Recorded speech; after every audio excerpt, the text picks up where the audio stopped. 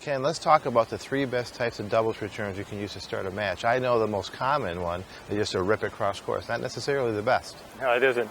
In fact, when you think about it, the server serves till he's ready. How many returns have you actually practiced yet? And all of a sudden, your job is to keep the ball low, cross court, away from the net player, and guess where you're hitting it? Back into the server's forehand. So my first choice, lob. And we lob usually, our general rules, we always lob the first 2-3 points in the match. Because I need the biggest place I can possibly hit it to give myself a chance to get the ball in play. There's another one too, is instead of hitting a driving ball off your first serve, it's better if I probably use an underspin and try to get it back in play low and cross court. And the third one is the traditional one. Let's try to kill the net person. But if you hit it at the net person, pretty good chance the ball is going to deflect it back towards your partner who might get killed.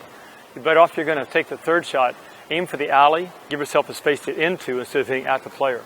Want to see what it looks like? Yeah, let's check it out.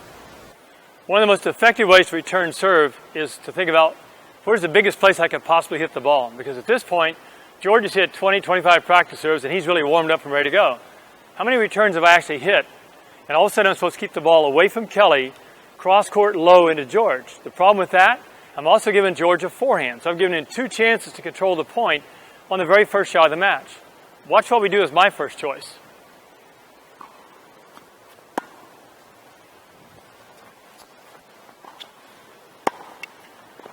So with one shot, I've gone from defense to offense by choosing the biggest spot I could possibly hit the ball in. My other second choice would be to chip the return, because once again, George is hitting his first serve, and if I try to hit a topspin return, a drive off his shot, I may have a hard time controlling it. But if I can underspin the ball back, I have a better chance of reacting to his faster serve. Let's watch what happens. The ball comes in, I chip the return cross-court low, make him hit up, and then he's got to hit up with me coming in. So now once again, we've gone from a defensive position to I'm going to put pressure on you. So think about that as you play. Your third option is more of a classical, like the old I'm going to go for you shot. This time we're going to go for a down the line shot because I'm already warmed up.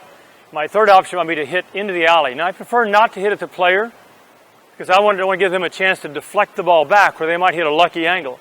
I'm actually going to go for the alley on this shot. So watch how this one goes on our third choice of returns.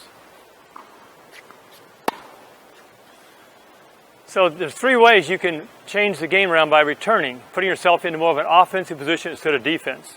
Lob the return, chip short cross court, or go for the alley. Give it a try. I bet you'll improve your return game.